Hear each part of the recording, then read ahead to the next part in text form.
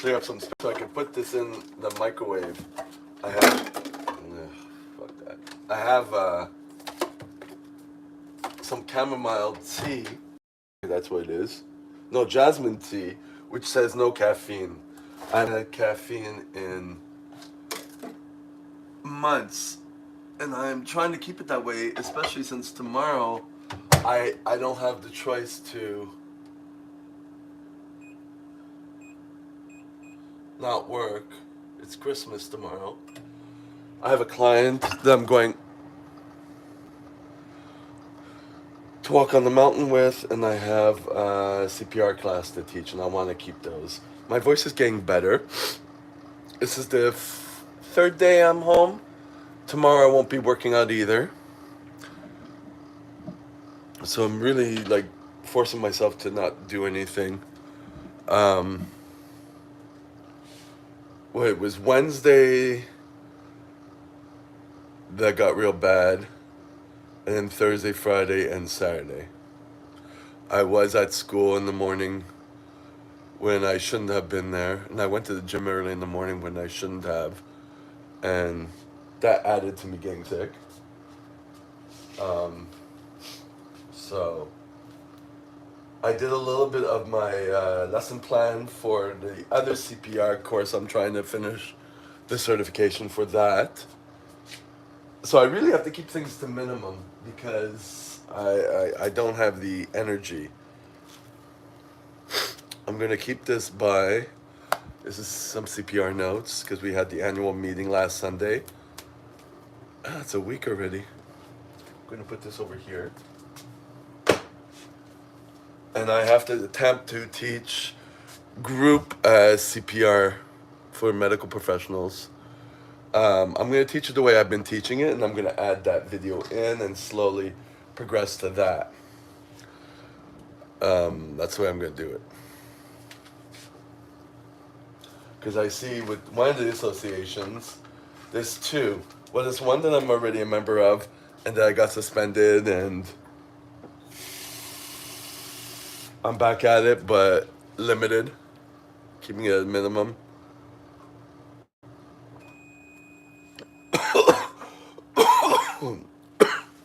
And then there's the other one where I finally got the hang of how to do my lesson plan. Because the teacher wasn't very helpful. The thing is with people in these fucking CPR classes who teach it, okay, they're older. And by older, I mean, I would say late 40s, early 50s, you know. And I'm sorry, learn how to use, you know, they don't, well, I'm sorry, they don't have an interest in using their computer and their phone to an advantage. They always have problems. So it's frustrating for me because they can't help me with the questions I have because they don't know themselves. And so I have nowhere to go to ask. So I finally had to figure it out myself. Because this one teacher, we were on the phone, and like she doesn't know what to tell me, and she doesn't know what's going on with the portal and everything. So finally, I got, with the time I had, I decided to sit down and do something from scratch instead of using a template. And I'm like, oh, okay, I'm gonna do it this way, and I'm just gonna add everything, and that was it. And it's complicated for nothing, you know. I had the same problem when I did the first CPR course, is that I hope I don't get stimulated with this. This is just kind of soothe me a bit. I'll probably have to bring this to the class tomorrow. It's from Chinatown, which is right across the street. Have tea the whole day. That would be good. and bring this mug that I got at the dollar store. So my mood's a little bit better than this morning. But anyways, um, yeah. So it's not better with the orderly course. It's even worse. And so this is the problem. Um, well, no, it's not the what's the it's what made me who I am.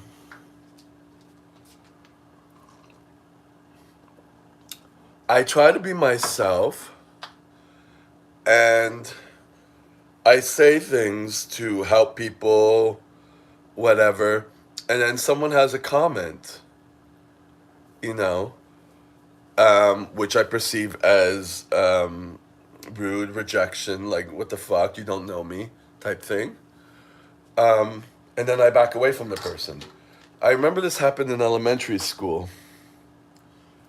I would have a sense of humor that's I don't remember, but I don't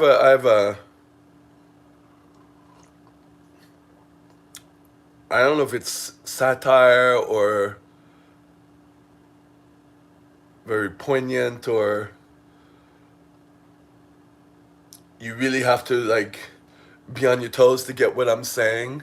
You know what I mean? And all I can remember is, being, or with my personality, I'm kind of, you know, I'm just wobbling back and forth. You know, flighty, weird, I guess, And when it gets with pushback, I just back off and I just don't, I just back away. So that's what happened in this orderly school, because there's a couple people who opened up. I mean, the thing is, like, it became these cliques, right? Which is typical high school shit, right? And typical gay shit. Okay, high school shit, gay shit. It's the same stuff, because gay people, when they come out, they're like in high school. They need that validation. They need that circle of friends, and I don't have that in me. I never had that, right? So,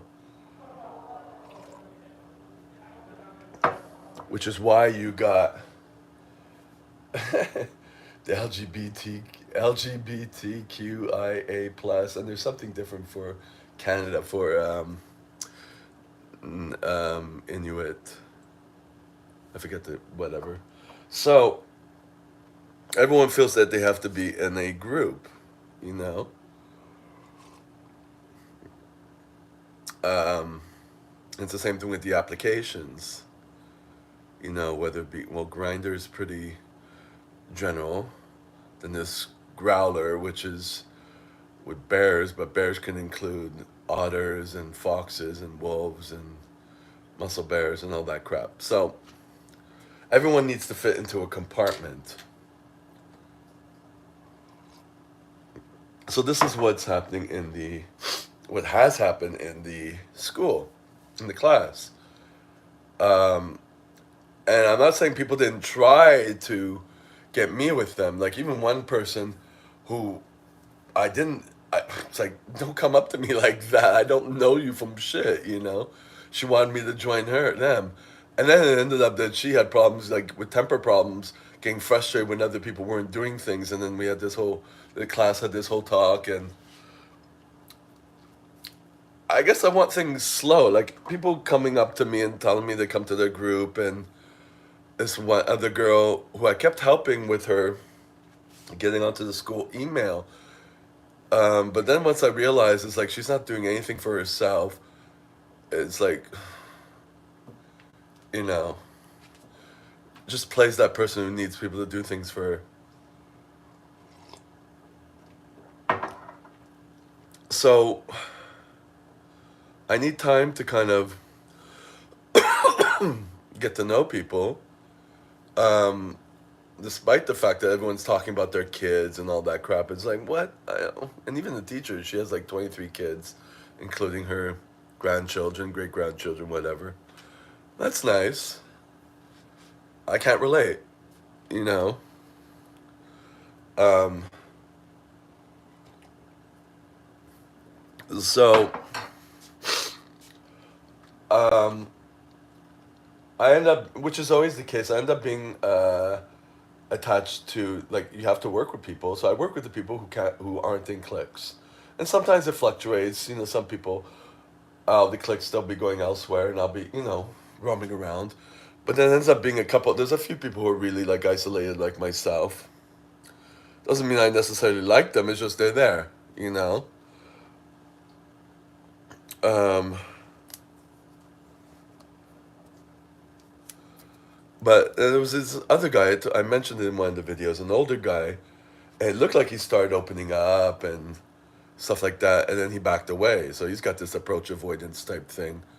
Um, I think especially after we did a crossword puzzle together, and um, he might have the same situation as me. Not wanting to feel stupid and stuff like that. So he backs off. Um,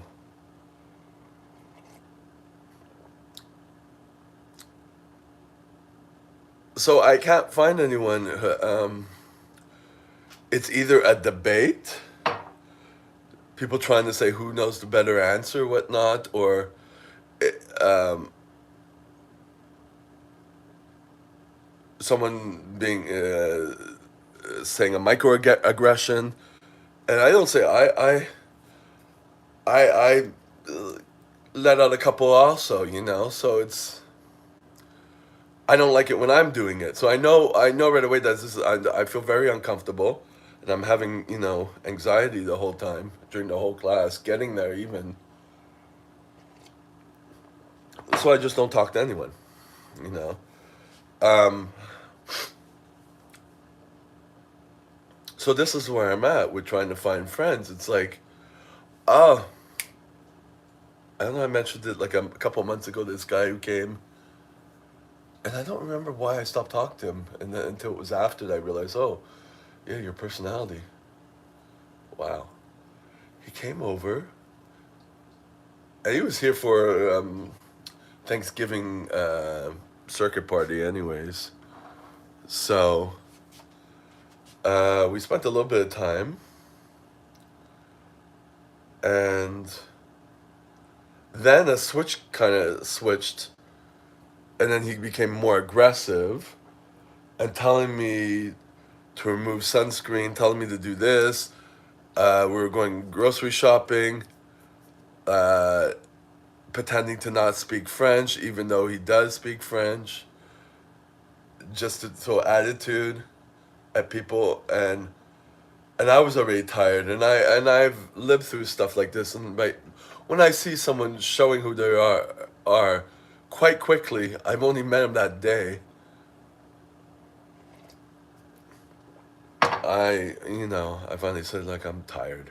Um, I'm gonna go home and sleep because we did attempt to have sex here, and it was not working either. And then we were going to go to his place, but first get some food and do this. So that bought me time to say I'm tired, you know. And then he ends off with, because I used to not do that. I used to suck it up, but then I'd feel really bad after. So that's an improvement on me, but it still doesn't help me getting people I connect with. I think he was kind of shocked. And then he ends up with a conversation. He ends up with a comment like, "You look real good." I'm like, "That's nice." What does that have to do with me liking you? You know. Um, you also look good, but I mean, if you open your mouth and you show who you are right away, you don't even peel it open like an onion. It's like there's no too quick to showing how much of a jerk you are, and that's it. And I've gotten uh, and I've gotten so used to um, listening to people who they are initially and not rationalizing anything. So that's the problem at school. And it was always like that. I would, since I remember since grade elementary school, but um, I open myself up, and when I see they're an asshole, I shut back down out of protection. But where do I find people who do the opposite, who are just like normal, and then they slowly open themselves up, and we kind of build upon each other, and we try to at least be kind towards each other, I guess. Don't treat the person the way you want to be treated. Don't show me that you're a bitch right away. Show me that you're good initially. Everyone has a bitchy side. Of course, I have my bitchy side, but I'm not gonna go straight up at that. you know.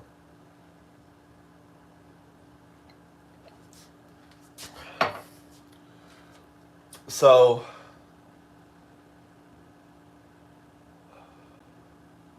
and what I did retain from my psychologist is that you can have friends that, like, opposite to borderline people who have one person and they have to, that one person is their one friend, their lover, their everything.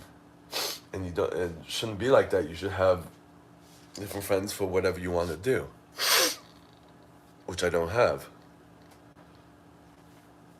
Um,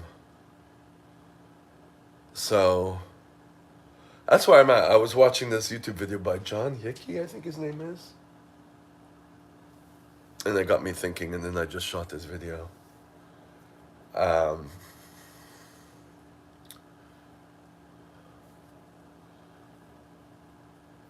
so I don't think it's a bad thing.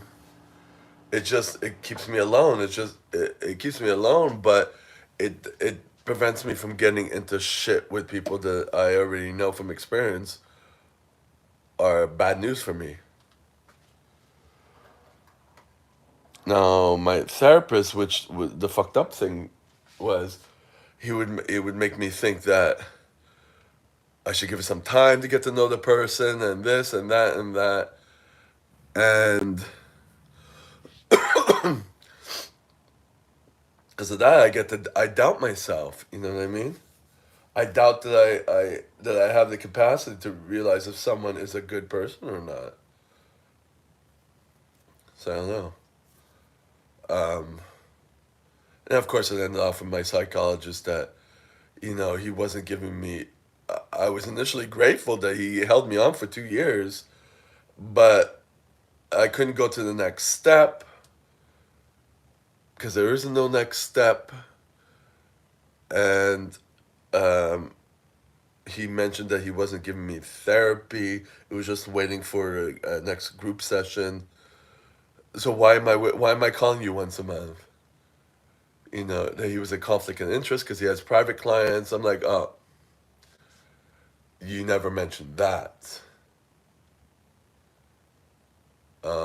Initially, it was good with him. That I still believe all these borderline traits. I learned a lot, but then it stopped. And so, and of course, he mentioned many, many times that if ever I needed him, I could call back and like. But I'm like, for what? For what? And then there's suicide action, and like, why am I going to call them? I called them once, and I'm not impressed. So it's tough for me, you know. I want someone who's genuine, vulnerable, shows who they are, not reading a script, being kind, but not putting on a